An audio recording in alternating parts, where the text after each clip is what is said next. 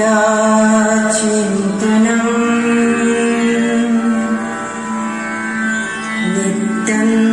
च विद्यामन्थनम्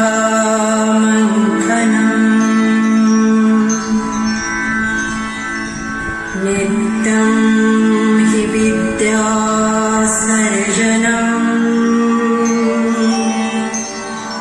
नित्यं च विद्याजीवनम्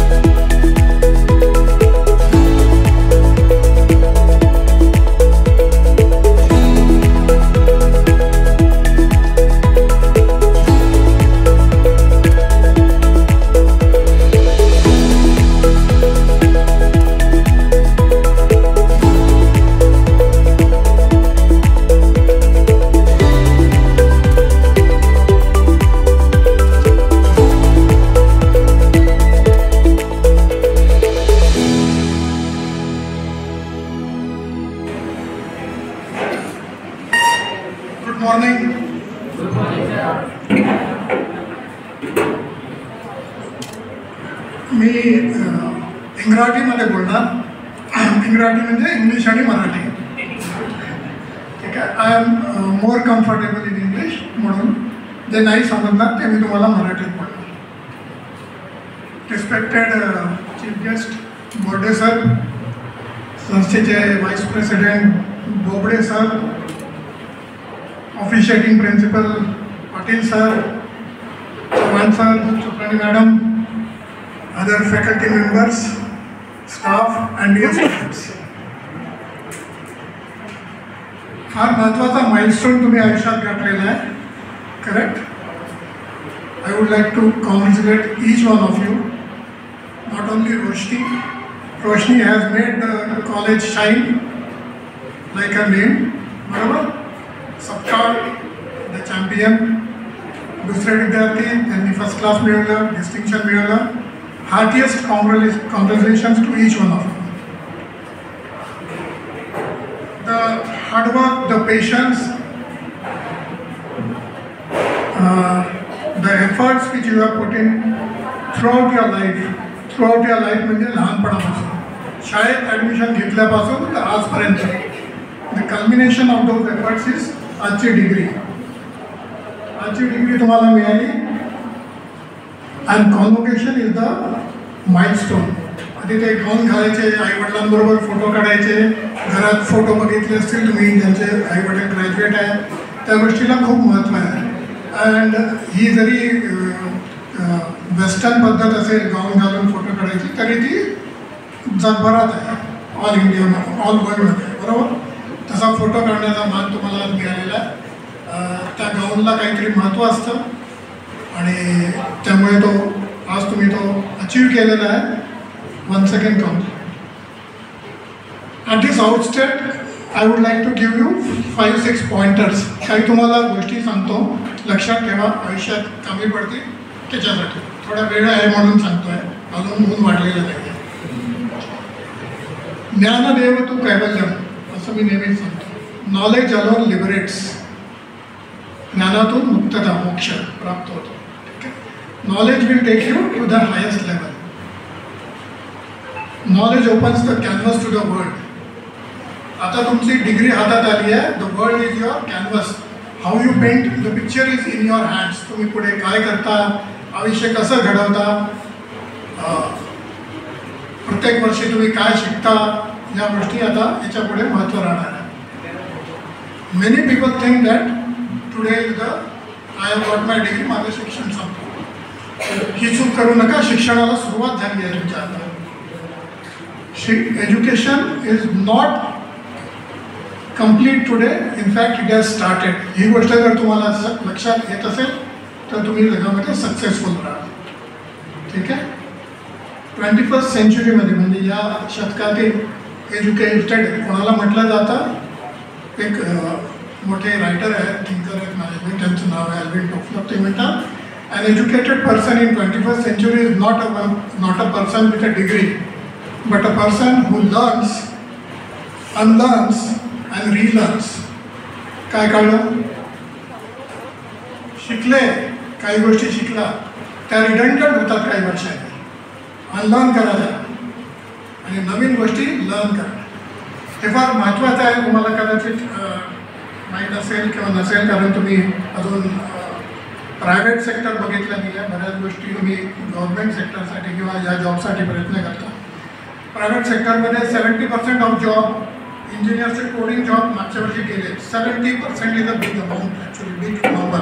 IT industry coding jobs have been taken by AI, artificial intelligence. ऐकलं असेल, मोबाईलमध्ये तुमच्या आलेलं आहे AI. 80 to 90% coding jobs AI करतं आजकाल. AI सगळं काही करतं. काही वर्षांनी AI तुम्हाला शिकवेल पण. आताही शिकवतं, असं काही नाही. मोबाईलमध्ये सगळं उपलब्ध आहे. So what I am trying to say is the first point, education is a continuous process.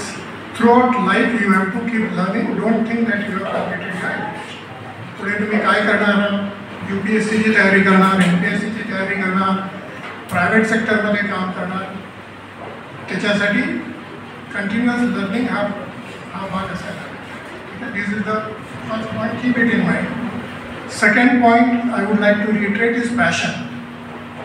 Passion म्हणजे